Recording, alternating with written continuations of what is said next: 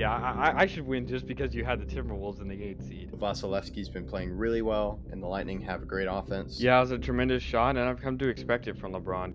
I would say I wish the best for the Red Sox, but as a Yankees fan, that's really hard for me to do. The biggest addition to me is Jalen Brunson. Aaron Rodgers is Aaron Rodgers, and that's all I have to say. He's still a top 5 quarterback in this league, and there's nothing really anyone can do about it. Why'd you have to name him? Like, seriously? Like, thanks, man.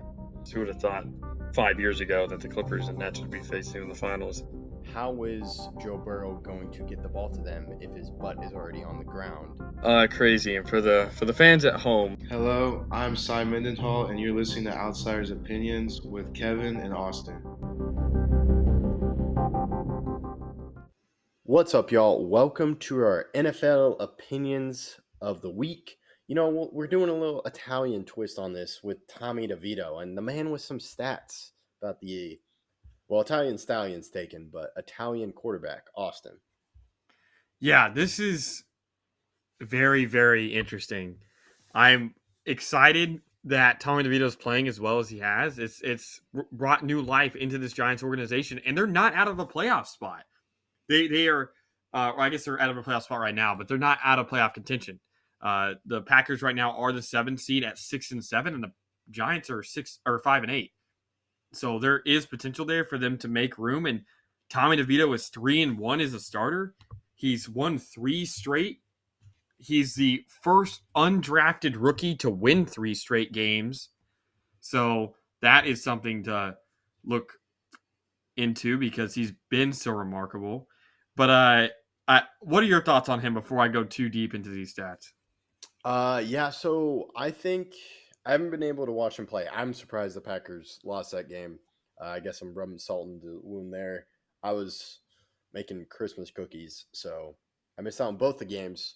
But I think this kind of goes to Brian DeBall. Like, he's still a good head coach. I think there was some thoughts on, like, why should the Giants fire DeBall? And you and I were both like, no. But, man, they've really turned it around. And I think a key part that has helped Tommy DeVito is Saquon being healthy. And I'm just hoping Tommy DeVito can pull one more win against the Eagles. Yeah, that would be remarkable. Let's get into these stats. Bryce Young, in 12 starts, has 9 touchdown passes, 9 interceptions, and no rushing touchdowns. Tommy DeVito has 8 passing touchdowns, so 1 less passing touchdown-wise, but he does have 1 rushing touchdown. So we go total touchdowns. Bryce Young and Tommy DeVito are both tied at 9, and DeVito's only started 4 games, played in 6. So another stat that I think is really interesting, if you go passer rating, his passer rating, Kevin's 96.5. That's higher than Jared Goff, Jalen Hurts, Josh Allen, Patrick Mahomes, Justin Herbert, Trevor Lawrence. The only players who have a higher passer rating are Lamar Jackson, Russell Wilson, CJ Stroud, Kirk Cousins, Tua, Dak Prescott, and Brock Purdy, who's the highest. If we go like quarterbacks who have started at least 4 games. So quarterbacks who started at least 4 games, he is the, I think that's, what was that, the 6th highest, 7th, 8th highest? 8th highest. He'd be the 8th highest QB. Of quarterbacks who started at least 4 games, he's the 8th highest QB in passer rating. Like I said, 8 touchdowns, only 3 picks. He played very well. He had an 81% completion percentage against the Packers. His completion percentage on the year is 66%, while Bryce Young's is only 58.5.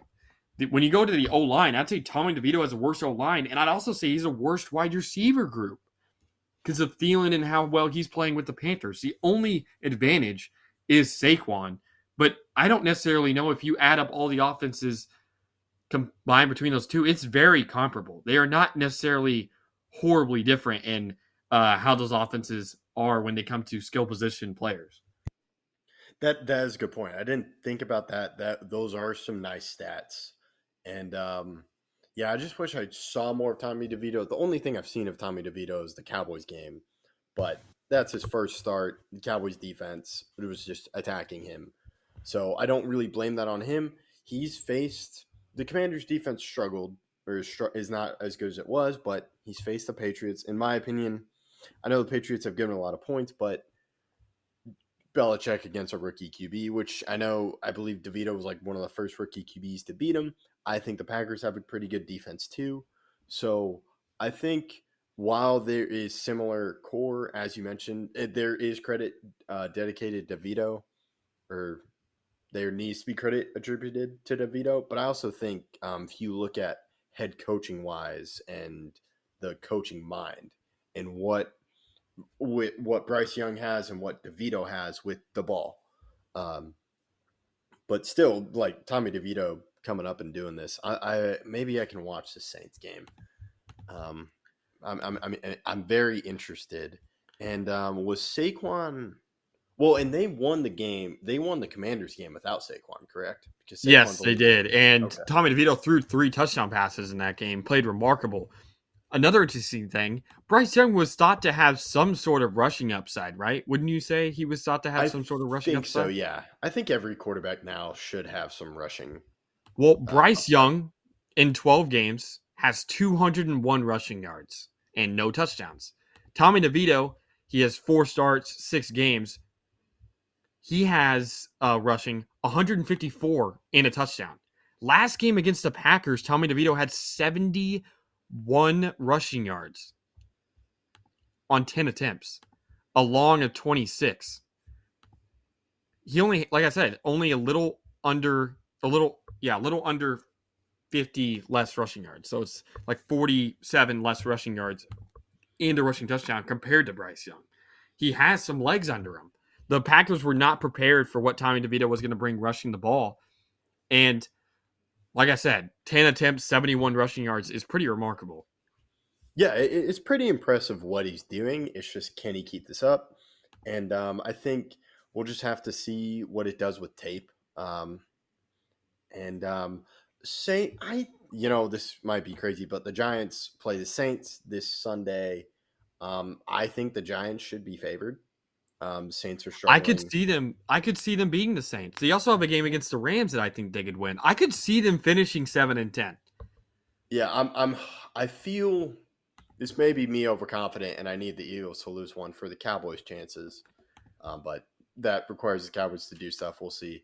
But if I want to see how he performs against the Eagles, especially the second game, because that'll be the second time facing the Eagles. And the Eagles' defense has struggled, but they have good players. And to me, I think DeVito is getting a lot of help with Saquon, but he threw for 3 touchdowns without Saquon. So yeah, and I a big question I want to ask.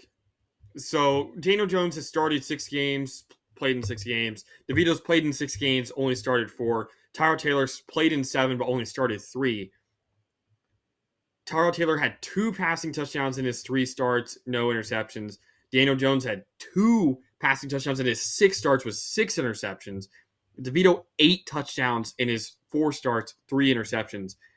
He's been significantly better. When you add up both Tyrod Taylor and Daniel Jones, you get 9 games started with 4 passing touchdowns and 6 interceptions.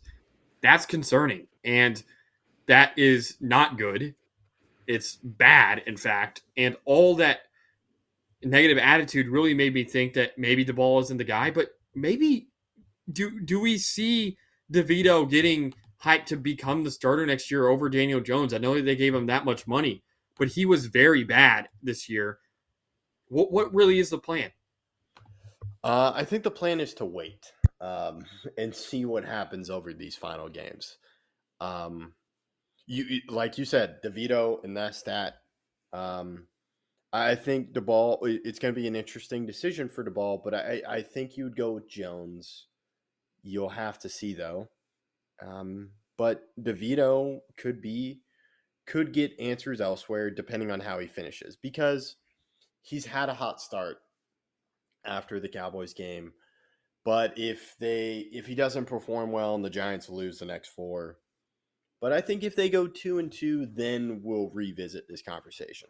Yeah, if they beat the Saints and the Rams, I think, or not the Saints and the Rams, Saints and the Saints and the Rams. Yeah, Saints and the Rams. If they win those 2 games, if they beat the Saints and the Rams, and let's say he struggles pretty heavily against the Eagles. I wouldn't knock him for that at all. Yeah, no. The Eagles, I think the Eagles have struggled lately, but they're going to wake up. Yeah. So that's me hoping more.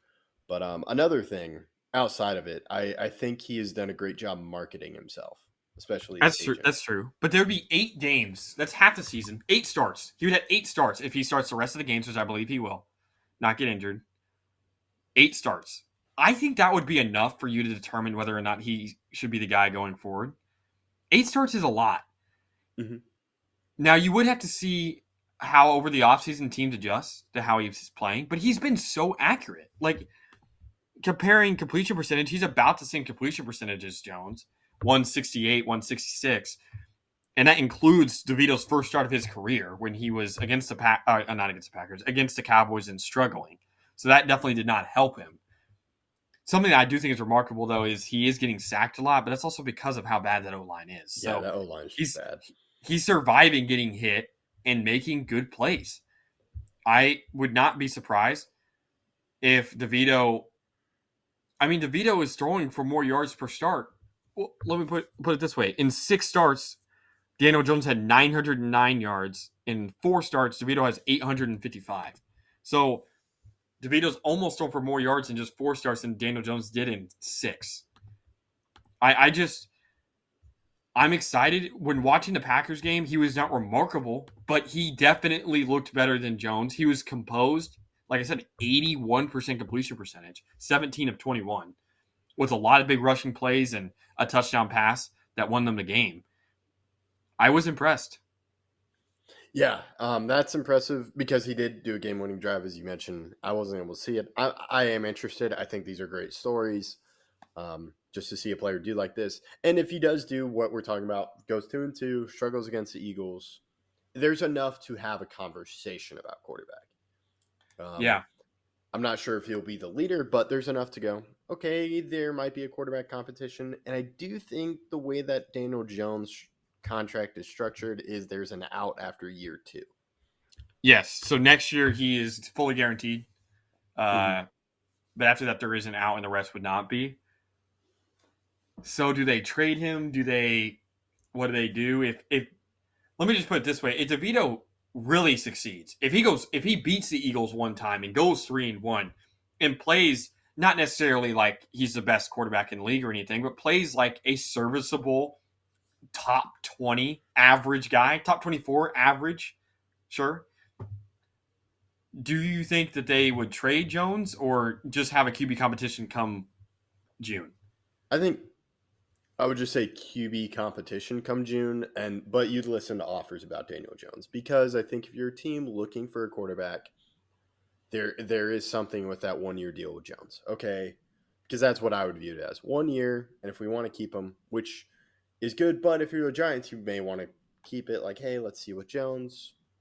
But they also could trade Jones and ride with DeVito, and if he's bad, they get a new quarterback. Yeah, and what a story. What a story. I had to bring this up, not just because my Packers lost to them, but just because of, his college days. He was at Syracuse for 4 years, only started one of those years, which was his sophomore season. Didn't start his next 2 either wasn't the starter for the majority of the season, whether because of injuries or otherwise.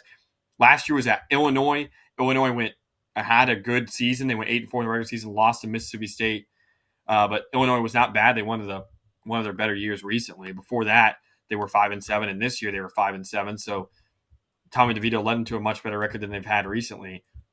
But we usually hear quarterbacks nowadays go to big time schools, whether it's Jalen Hurts at Oklahoma, or at least a team that's besides Mahomes, I guess, and Josh Allen. You have Hurts, who is at Alabama and Oklahoma. You have Burrow, who is at LSU. You have Trevor Lawrence, who is at Clemson. You have. Does that count with Mississippi State? I know it's an SEC school, but I would say Dak doesn't count because Mississippi State almost made the top 4. I would say that. I guess they. I'm saying that he would count as like one of those big time as a big school. Okay, because his team was considered for the first college football playoff. In the first college playoff voting, I don't know if you know this, they were the number 1 team in the nation. Number one team in the nation. For the first college football playoff voting ever, Mississippi State and Dak Prescott were number one. Wow. Okay. I did not know that. You learned something.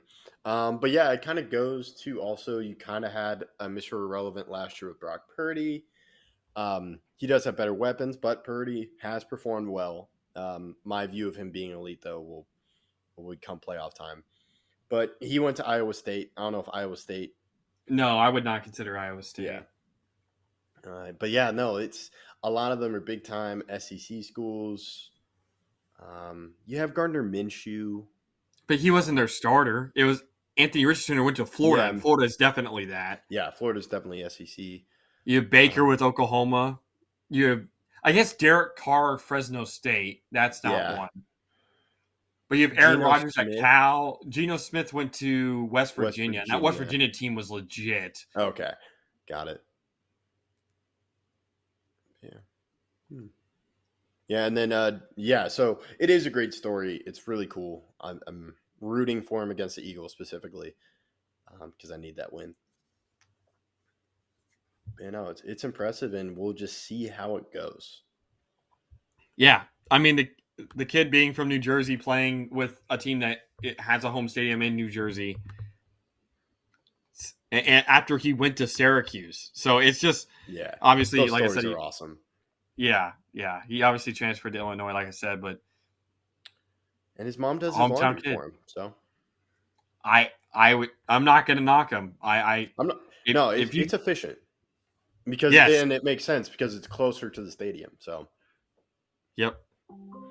But yeah, that's all we got. Thank you for listening. Any final thoughts, Austin? Nope. All right, that's all we got. Let us know if there's another small-time QB or small college-ish that you want to let us know in the comments. We appreciate you listening to Outsiders' Opinions.